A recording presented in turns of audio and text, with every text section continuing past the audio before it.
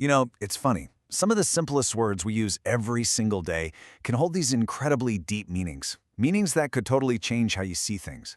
Words like, here. Okay, let's get into this, because we're about to unlock a really powerful idea hidden inside that very familiar word. No, really, think about it for a second. When I say the word here, what pops into your head? For pretty much all of us, it's just a passive thing, right? Sound waves hit your eardrums. It's something that just happens. But what if I told you that in the ancient world, where the Bible comes from, hearing was the exact opposite of passive? It was one of the most active, demanding, and high-stakes words you could possibly hear. And that gap between their idea and ours, well, that's what we're going to unpack today. So, how do we bridge that gap? How do we get from our modern idea to the ancient one? Well, the answer lies in a single, really powerful Hebrew word. That word is Shama. Now, on the surface, yeah, it just means to hear, but that's kind of like saying an iceberg is just a chunk of ice floating in the water. The real meaning of Shema is everything that's underneath. It's about listening so deeply that it leads to understanding, and then, this is the crucial part, it leads to action.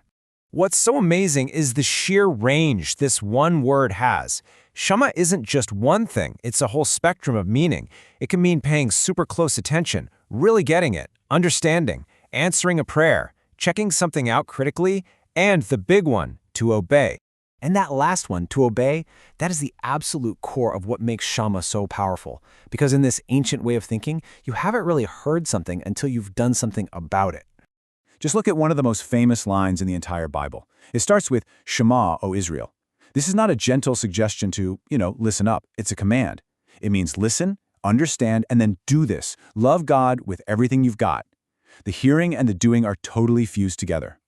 And this comparison just lays it out perfectly. You've got two sides of the same coin. On one hand, you have Abraham. A blessing comes his way, because, as the text says, you have shamad, you've obeyed my voice. Simple. He heard, he acted. On the other hand, you've got Pharaoh, who literally asks, who is the Lord that I should shema, that I should obey his voice? He heard the call, but he refused to act, and it led to total disaster. See? It's the action, or the lack of it, that actually defines the hearing. But get this. This is where it gets even deeper. This act of listening, this Shama, isn't just a one-way street demanded of people. It's also a huge part of how God is portrayed in these stories. Think about how prayer works in the Bible. It's pure Shema. It goes like this. Someone cries out because they're hurting. God doesn't just register the sound waves. He Shemas. He hears and truly understands the pain. And then, just like the word demands, he acts. It's this whole responsive, relational loop. A really moving example is the story of Hagar. She's an outcast, suffering all alone in the desert.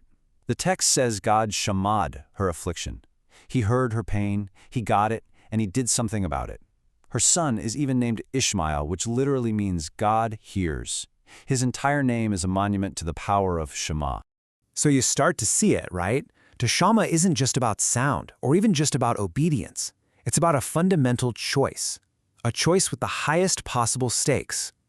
The book of Deuteronomy just hammers this home over and over again. The entire future of the nation of Israel is basically framed around this one question. Will they or will they not Shama, the voice of their God?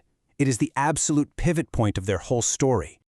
So the bottom line is this. The text lays out a super stark black and white choice.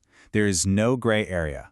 If you Shema, if you listen and you obey, the result is blessing and life. If you don't, the result is curse and ruin.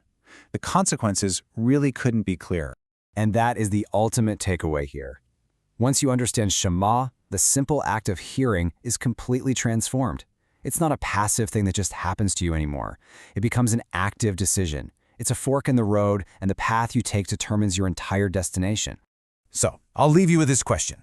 The next time you come across the word here in these ancient texts, or hey, maybe even in your own life, what are you going to think? Is it just a sound passing by, or is it an invitation, a call to listen, to understand, and most importantly, to act?